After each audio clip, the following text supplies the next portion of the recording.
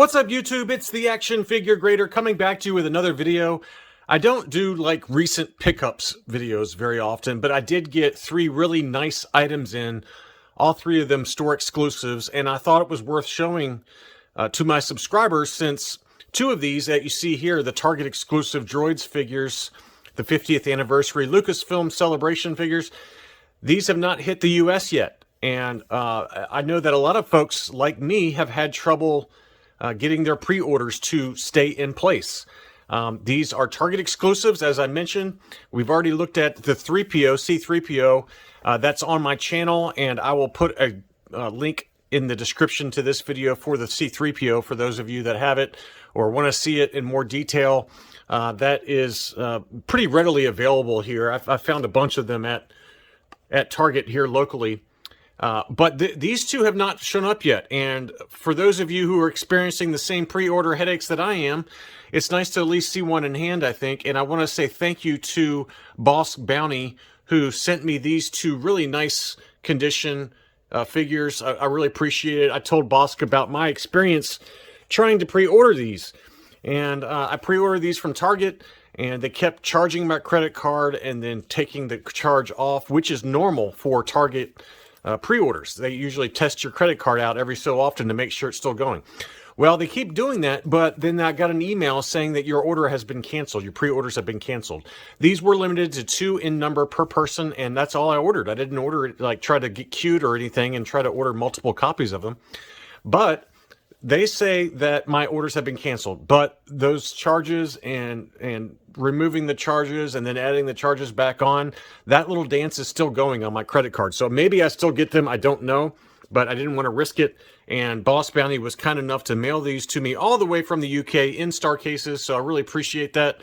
But what a beautiful eye-popping kind of card back. I absolutely love this card back. And the figure looks great inside the blister there. There's the coin for those of you that want to see a close-up of it. The backs of the cards are all the same on all of them, but I did want to show you this one. R2, C3PO, and Boba Fett. Now, I do have a pre-order for the Black Series Boba Fett in the Droid style. And I still have these on pre-order, but I don't know if any of them are going to go through because I did get an email from Target stating that that my pre-orders were canceled for some reason. So we'll see what happens. But this is the one I really wanted. And as you guys know in my, or have seen in my, market updates for the vintage collection, that this one has just gotten ridiculously expensive in price.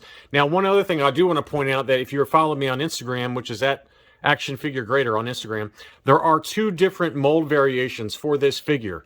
And apparently this torso piece, which does twist, has one that kind of curls upwards towards his head.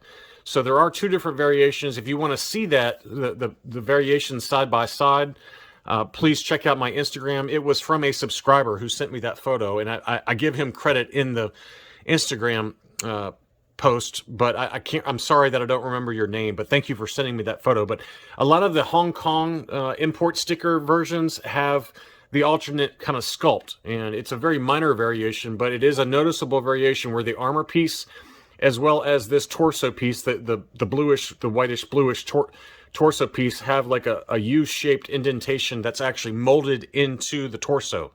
So there are 2 different variations for that Boba Fett in terms of the plastic mold for it. Is it a big deal? Probably not, but variant hunters will be driven crazy, I'm sure, for it. But this figure is awesome in terms of repaints. Yes, if you want to criticize Hasbro for repainting these things and just kind of doing a cash grab, by all means, you are free to believe that. But for me, this is how a repaint or a repackaging item should be done. Rehashing the same item over and over again, but with a different paint scheme. I'm okay with it when they go to the efforts they did with these awesome card backs. These card backs are awesome. I absolutely love them. Now, the other interesting thing that I think I did mention in my C3PO carded review in this same line, my C3PO is at CAS, otherwise I would have brought it out already, but I've already sent it in to be graded, which I'm going to do with these. But, as I've mentioned, and as Boss Bounty has mentioned, these were marketed, and all the press release photos, all the kind of the snazzy photos that Hasbro always releases, these were marketed as part of the vintage collection line, but nowhere on the packaging is the Vintage Collection mentioned. And at least with CAS, Collector Archive Services, they are not mentioning the Vintage Collection on the grading label.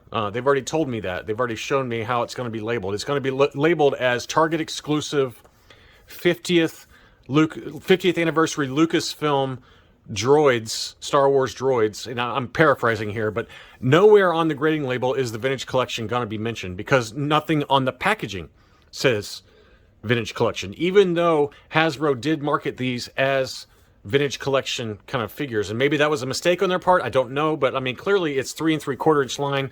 Clearly they use the molds for the Vintage Collection, but at least with the grading company, at least with Collector Archive Services, they will not say Vintage Collection on the grading label. My gut says that AFA will do the same thing. It's usually tied to whatever's on the package. And that's why some of, like, for example, the Retro Collection, the Retro Collection Mandalorian on the grading label says 2021 or 2020, but the rest of these figures all say 2021 in terms of the year released. And that's because the Mandalorian's figure for the Retro Collection, the date stamp on the back is 2020. So that's what it's tied to. Everything is tied to packaging and what it actually says on the package. And since it does not say Vintage Collection on the actual packaging for these Target exclusives Droids figures, we are not going to see that on grading labels. Not that any of you really grade this stuff, but, you know, give me a break. These Boba Fetts are already going for $100 plus now. I've seen them sell for as high as almost $200. So if you get a really clean one in, like this one is, and again, thank you again to Boss Bounty for these super mint examples. I bet both of these get 85 pluses or 90s. Then you want to make sure you at least get star cases for them, and you know, make sure to contact Tom Hogan for any of your case shell needs. His contact information is on the video description for this video. Now let's get to VC211. Next up we have the VC211 Mandalorian and Grogu Maldocrease. This is the one that's the Spider Collection. If you want a detailed kind of walkthrough of that figure outside of the packaging, I'll point you towards Boss Bounty and to Only One Kenobi. I'm sure some other folks have covered this at length outside of the packaging. Obviously, I'm a mint on sealed card collector. I am going to get this one graded. It is absolutely flawless. It is in fantastic condition, and I purchased this from Bounty Hunters Guild. Bounty Hunters Guild is an eBay seller. You can also reach him by Instagram, which is at Bounty Hunters Guild. Josh and I go back a long way now. I've done dozens of transactions with him. He's a huge supporter of my channel, and so I want to say thank you to Josh. He boxed this immaculately, and it's in incredible condition, and I'm going to keep it that way. We're going to take a closer look at it in a second, but one other point I wanted to mention is that this card back is kind of unique, right? It's a larger card back.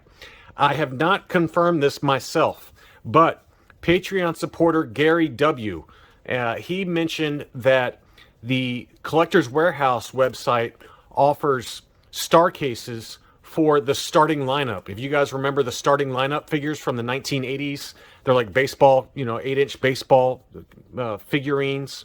Those have these oversized card backs like this. He said that those star cases that collectorswarehouse.com offers will fit VC211, the Mando, and Grogu. So I don't know that for a fact, but I went ahead this morning and ordered 2 of them because there's a minimum price order of $750 for Collector's Warehouse. So I ordered 2 of them, plus you got to pay shipping, so it ended up being about $10 a piece or so. But anyway, once I get those in hand and try out whether this fits or not, I'll be sure to post to Instagram as well as to the community tab on my YouTube page whether those starting lineup star cases fit this VC211. But that's a nice option, for storing this, because I want to keep it in such mint condition. But I bought this from Bounty Hunters Guild, and it is pretty awesome. This is a pretty awesome set. I think that it's really cool that Hasbro went to the extra effort to make a set like this. I know that a lot of this stuff is retooled, repackaged, repainted items with Grogu and the Mandalorian, but they did put this spider set together, and they did it on this oversized Maldocrease card back. It's a great card back. I love the image there of Mando holding the child, and you can see all the details there. I do like that egg. That was a nice little touch. 2 baby spiders and 1 mama spider. So a pretty awesome card back in terms of how the back of it looks. Here it is, VC211. And also, I want to give credit to Walmart, because I've spoken with a number of collectors who have ordered these Walmart exclusive VC211s, and they've gotten them in amazing condition. That Walmart packed them properly. They used a box that fit the size perfectly. They used bubble wrap around the figures.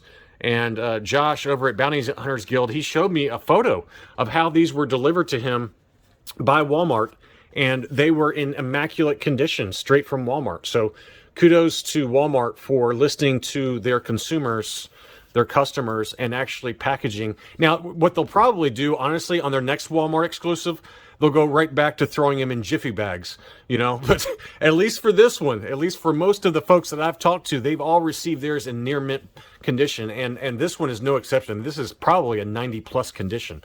So I'm excited about getting those starting lineup cases in there to see if it gets, to see if it fits with the VC211. I don't know yet, but we'll definitely update you on that. But I'm definitely getting all three of these graded by Collector Archive Services, because they are three of the cooler recent releases by Hasbro, and I thought it was worth sharing all three of these with you guys in case you haven't had a chance to pick them up yet. But I highly recommend all three. All three are definitely must-haves, in my opinion, for your vintage collection.